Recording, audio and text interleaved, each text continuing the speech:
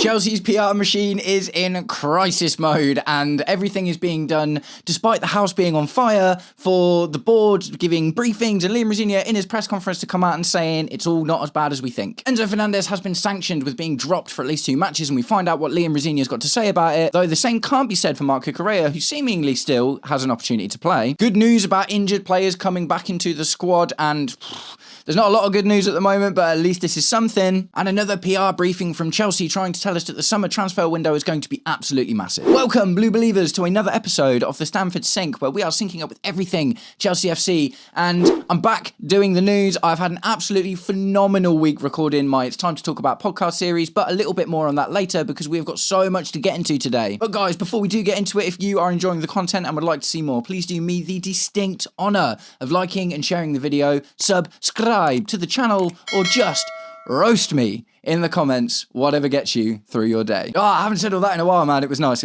Right, so let's just get into it. Let's get into all of the news that has dropped in the last few days. So we're going to start with this tweet from PYS.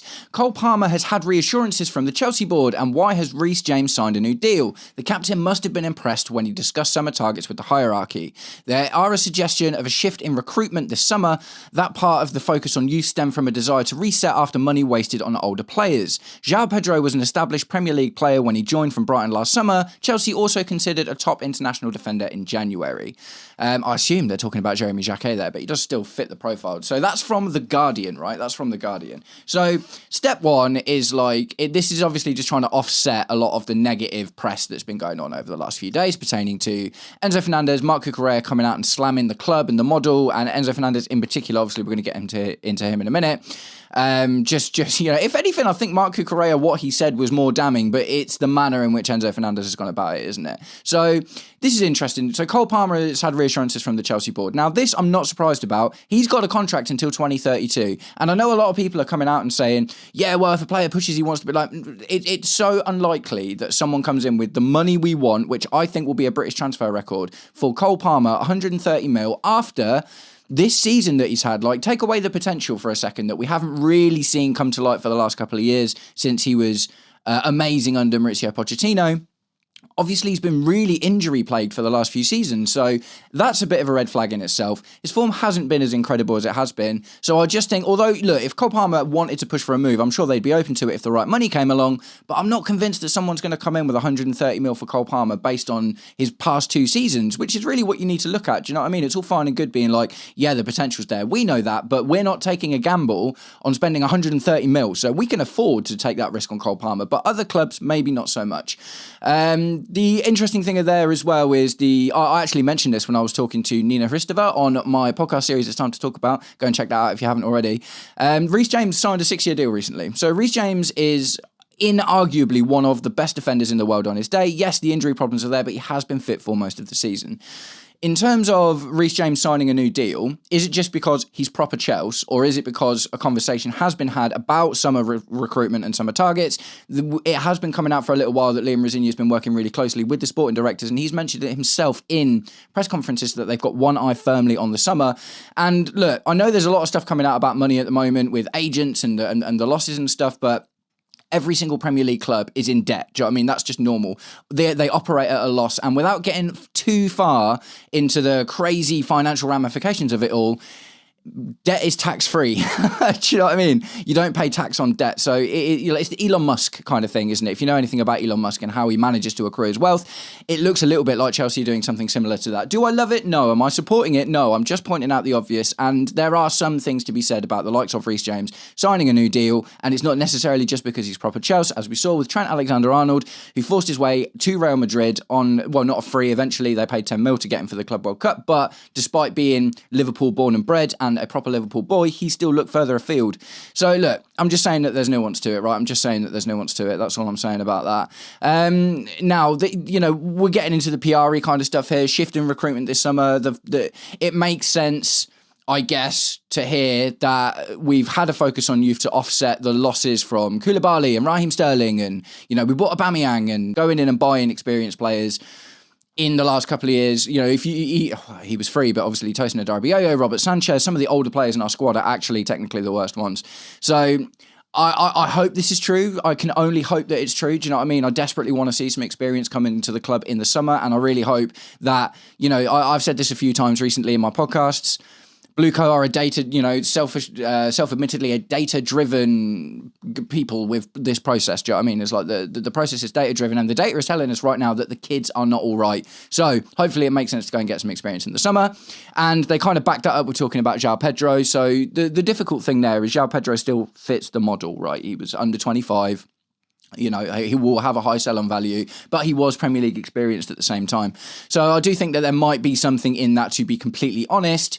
But again, this is me as a hapless Chelsea fan who desperately just wants to see my club out of the mud and start doing well again. So I'm pinning all of my hopes on the summer. Let me know what you think about that one in the comments. But it is time to move on to the meat of today's news meal. And we're going to talk about Rosenier's comments on Enzo Fernandez, right? Because Enzo Fernandez, you all know it. Do you know what I mean? I don't need to go into it in too much detail because if you're a Chelsea fan, it's impossible not to know. But Enzo Fernandez has come out and he's not even flirting with Real Madrid at this point. He is leaving his keys at their house. Do you know what I mean? Is just like fully in bed with Real Madrid and desperately trying to push a move over to there. So Liam Rosenior has done a press conference for the Port Vale game, but obviously what we're not talking about is the battle against League 2, League 1 relegation fodder, Port Vale in the FA Cup. Obviously we're talking about all of this in the news. Breaking, Rosenior on Enzo.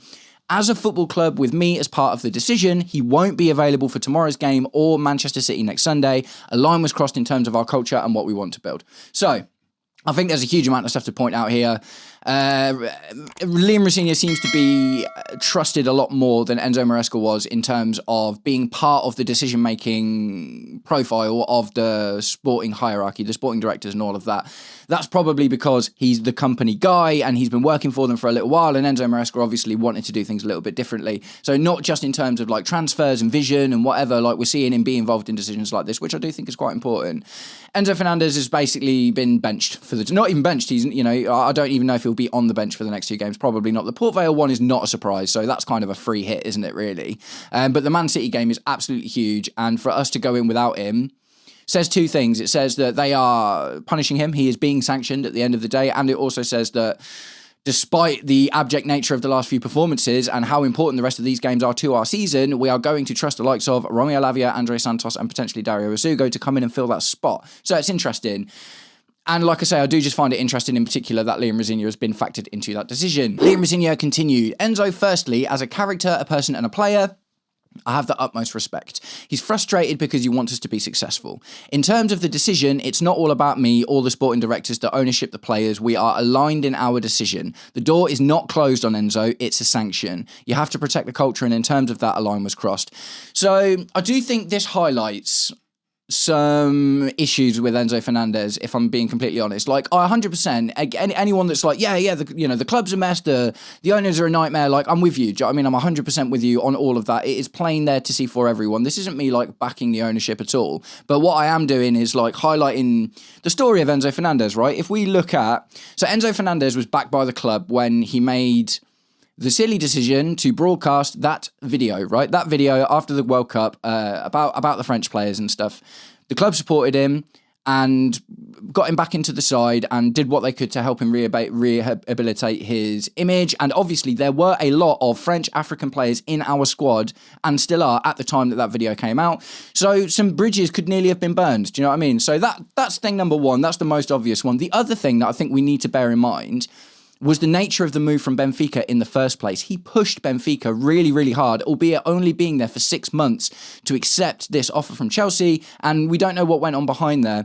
But as much as Enzo Fernandez can run down the pitch and beat the badge and, be proper Chelsea and all this, that and the other, the Benfica thing shows you maybe there's a bit of a mercenary thing in there, unfortunately, and all I'm doing a little bit is questioning how genuine this proper Chelsea version of Enzo Fernandez that we've seen is it a bit of play acting? And I'm only asking that because, like, it's all fine. We want to see players that love the club, but of course we do. But, I don't want to see it if it's disingenuous at the end of the day. Like, no one else is necessarily quite as like that as Enzo Fernandez is, and we don't have a problem with that. Do you know what I mean? Like, Marc Cucurella is not like proper Chelsea and beating the badge in the same way Enzo Fernandez is. So it hurts a little bit more with Enzo Fernandez to be flirting with Real Madrid, and to be, like I've heard some content creators being like, oh yeah, he was just asked a question about what city he'd like to live in. It's like, come on, man, like grow up, let's be honest.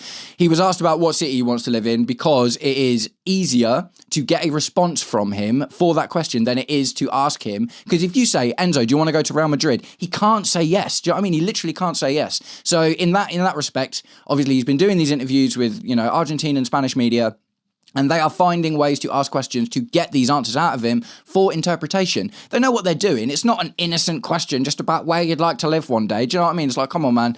We're all in the game. And even at my level, do you know what I mean? My channel is absolutely tiny and we know how it works. It is a game and they've played it in a way that makes Enzo Fernandez be able to answer the question, what club do you want to move to? It is as simple as that. So we're going to be without Enzo Fernandez for the next couple of games. And that calls into question who's going to be the vice captain. When asked about that, Liam Rosenior said, Marc Cucurella, Tosin, Cole Palmer, João Pedro, and Marc Cucurella. We have leaders. I'll make the decision later today. So look, I think we're going to see a fairly rotated side for the Port Vale game tomorrow. Anyway, maybe some of the big hitters come off of the bench to get some minutes and stuff after the international break. But I'm not super. Reece James is obviously out. So what we need at the moment is a player to lead us on the pitch. I don't think Marc Cucurella is a massive shout for that at the moment. We will get into him in a minute. But just based on what's going on and what he said recently, obviously, about the ownership and how difficult things have been, maybe that's not the best idea. Moises Caicedo, not 100% sure. He can still be a little bit rash and he's a bit immature. I don't know. It's difficult, man. Like I get what Liam's saying here. We've got leaders, but this is a difficult question. And Tosin or João Pedro or Cole Palmer, of the ones that you've mentioned, I guess seem to make the most sense. But we'll have to see tomorrow. At the end of the day, it's an opportunity now for, if Enzo Fernandez is going to go, it's an opportunity for someone to step up and show that they can take that secondary leadership position, which is going to be important because Reece James is not going to be available to play 60 games a season, probably ever. Do you know what I mean? So it is important to try and nail on that secondary leader. Now, I don't think Tosin is a good idea because he needs to get sold, doesn't he? So Cole Palmer, João Pedro.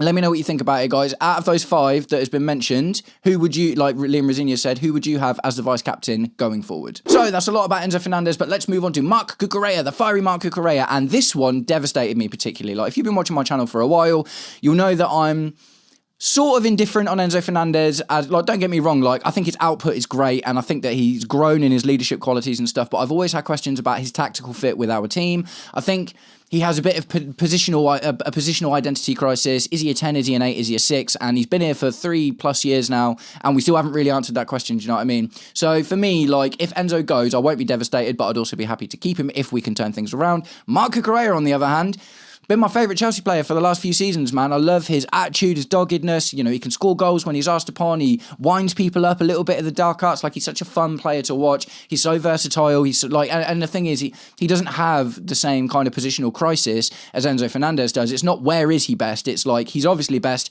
at left back, but he can play at midfield. He can hug the byline. He can get forward. Do you know what I mean? It's a lot easier to decide what to do with Cucurella than it is. So Enzo Fernandez, I don't think it's necessary. Enzo Fernandez has been flirting with another club, which at the end of the day, Marc Cucurella hasn't been flirting with another club. He's questioned the hierarchy, which he absolutely should. I think it's really positive that Marc Cucurella came out and said these things. And I wish Enzo Fernandez would have done something the same. If they had a united front on this kind of thing. But what it looks like from the zoomed out perspective, Enzo Fernandez is thinking about himself. Marc Cucurella, in essence, he didn't necessarily talk about, he's not flirting with Barcelona like Enzo Fernandez is flirting with Real Madrid. Enzo Fernandez's comments are all about him wanting to move to Real Madrid.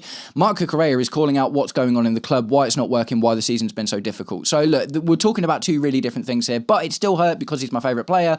But at the same time, I actually hope that this is, I think Marc Cucurella's outburst is much more positive than Enzo Fernandez's one, right? Because Enzo Fernandez's one is just a little bit petulant and it just makes it look like he wants out. Marc Cucurella is given a thoughtful assertion of what is going on at the club in order to highlight that the players aren't happy in the dressing room, right? And that, I think, is positive. So, Marc Cucurella is available and not sanctioned like Enzo Fernandez, says Rosenior. So I think that's really important. Marc Cucurella is still going to be available to us, and they deem Marc Cucurella's outburst to be less egregious than Enzo Fernandez's. Rosenior continues, fantastic conversation with Marc yesterday in my office. The disappointing thing for me, I want the players, if they have any issue, to come and speak to me. My disappointment with Marc is where it went to. He should have spoken to us first.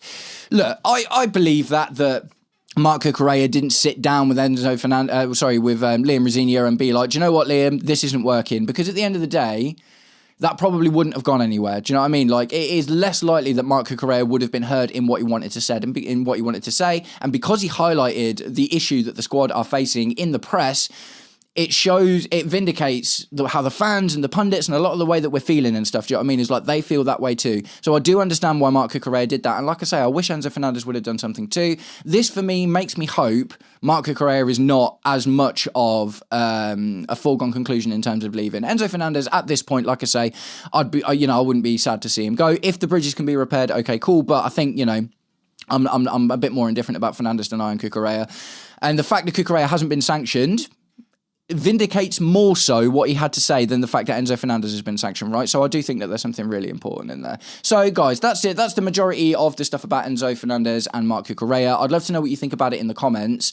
Like I say, for me, the way I see it in a nutshell is Enzo Fernandez, I think, has kind of displayed mercenary personality traits in that respect, do you know what I mean? And he did the same thing, something similar, obviously, when he forced his move to Chelsea from Benfica in the first place, and the fact that he's so like proper Chelsea and all this, that and the other makes it feel a little bit disingenuous. With Marc Cucurella, he gave a really, really intelligent, eloquent and informed interview about the struggles at the club at the moment, and that has, made the club respond in kind. So I do hope that Marc Cucurella sticks around, but Enzo Fernandez, personally, for me, I wouldn't be so sad to see go, and like I said, let me know what you think about it in the comments. So it continues. Rosenior was asked about the summer transfer window. We're going to talk about that a little bit going forward. He said, and I think this is really, really big actually, bring in players with emotional stability, different characters who can in difficult moments understand what is needed to win. That is a very long, flouncy and eloquent way of saying experienced players, isn't it? And that doesn't mean older players necessarily. Like, we're looking at, João Pedro, 23, 24 or whatever, do you know what I mean? And he's come in and in those moments he has that. So I think that what we're not going to do is load the squad with 21-year-olds in the summer. Look, it might just be PR, obviously, 100% I can understand why that might be the case.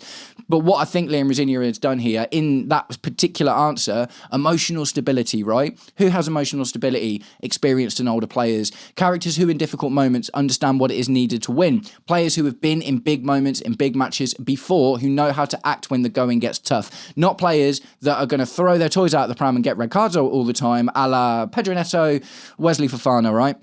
So that might be an indication that we're going to look for. And they are some of our experienced players, don't get me wrong, but obviously Wes Fofana was, really still 21, 22 when we bought him and has missed a load of game time, so hasn't got that experience. Pedro Neto, although lots of, game experience, it wasn't at a particularly high level. So hopefully it means we're going to go in for some players that have a bit more experience in digging in the difficult moments, because that does seem to be where we faltered. And you've only got to look at the likes of the abject nature of the Everton loss and especially the capitulation in the PSG games to see kind of, where we're going with that. So the piece of good news, Levi Colwill is back in training. Estevao and Jamie Gittins are back, says Liam Rosenior. Will we see Levi Colwill in the Port Vale game? Maybe for 10 minutes at the end, 5 minutes at the end, just to get him back out onto the pitch, maybe put a bit of a good vibe in. I don't know. We've obviously missed him a lot, but Estevao back, Jamie Gittins are back. All of a sudden, we've got some options again for the rest of the season. I mean, it's such a big run-in. It's so important. That's absolutely massive. Pedro Neto has struggled. Do you know what I mean? Pedro Neto has really, really struggled being relied upon that much. And with Enzo Fernandez being sanctioned, who's going to play in the centre of attack? It's going to be Cole Palmer, right? So, look, if there's one really positive thing about what's going on, it looks like that we're going to see more of Estevao on the right with Cole Palmer in the middle, maybe Jamie Gittins on the left, or maybe Pedro Neto still gets out there. I'm not 100% sure, but our fortunes are starting to turn around very, very slightly, at least in the attacking sense. The defending sense, I think Reece James and Chalobah are still going to be out for a while, so it'll be interesting to see what happens with that. But also, I think it's pointed that earlier, when asked about leaders, Liam Rosenior talked about Tosin Adarabioyo as being one of the potentials. So maybe we're going to see a little bit more of him, which I don't absolutely love, but it's something, right? It's something. And finally, literally seconds before I was just about to start this video, PYS reposted this from Kave Solokol on Sky News. Just in, Chelsea will be busy in the summer, and signings are expected to include established players with proven Premier League experience.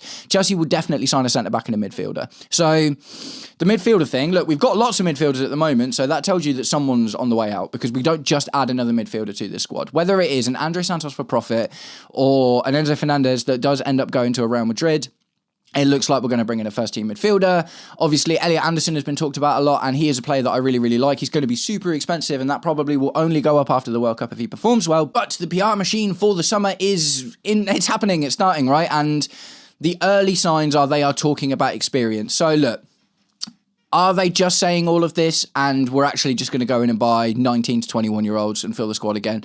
Honestly, man, like, you can say what you want about the ownership. I just don't think you can at this point. Do you know what I mean? I just really, really don't think you can. It's like you got to look at the abject nature of our performances have stemmed from a lack of experience, a lack of leadership, and a lack of bench options with experience to come on and change a game as well. We've relied far too heavily on the likes of, especially in the latter half of the season, Yoro Hato, we need you to play at centre-back, we need you to play at left-back. Do you know what I mean? And you know, Jamie Gittins obviously hasn't been available. Alejandro Garnacho, still 21-22, hasn't been able to really set fire this season. We need some first-team players. Do you know what I mean? We really, really need some first-team players. The centre-back situation and the goalkeeper situation 100% needs sorting out. I find it interesting that in this from Kaveh, and I imagine Kaveh Solokol is probably one of the preferred journalists that Chelsea brief directly in order to get this stuff out. Do you know what I mean? You know, there's a lot of guys that have got their own personal kind of agendas and not necessarily connected to the club because Kaveh works for Sky and obviously that gets out everywhere. I have a feeling that he's probably one of the journalists that gets his news directly from the club in terms of briefings. And in that, there is no mention of buying a goalkeeper. So what that probably says is Mike Penders is probably going to come back next season. I've had lots of conversations about that recently. I had a chat with Mason from Blues and Stripes over in America about the goalkeeper situation in particular. And I've recently had a conversation with Kai from Behind the Dugouts on one of our videos about the goalkeeping situation as well. I worry about bringing Penders in and not getting an experienced goalkeeper. But would I rather see Penders at the moment than Sanchez or Jorgensen? Like, yes. yeah, that's the answer to that question. So, guys, that is it for all of today's news. It is absolutely wild. This is my first news video back in a little while, but it is good to be back in the chair. Although I've really, really, really enjoyed doing my podcast series, It's Time to Talk About. So if you haven't checked that out already, I've talked about everything with everyone. I talked about Liam Rosenior with Jan from Football Therapy. I talked about the model with Nina Ristova. I talked about the defence with Charlie from Blue Brother. I talked about the new signings we've already got coming in, the likes of Omega and Quenda with Jay from Talking Chelsea. And I talked about Cole Palmer with Kai. And I talked about managing expectations with Mo from the Blue Lounge. There is hours of content just sat there waiting for you to go and check out if you haven't already. So I will leave it at the end of the video. Nice one, guys. Thank you very much for sticking around until the end of the video. If you did, I will catch up with you all very, very soon. Take it easy. Peace.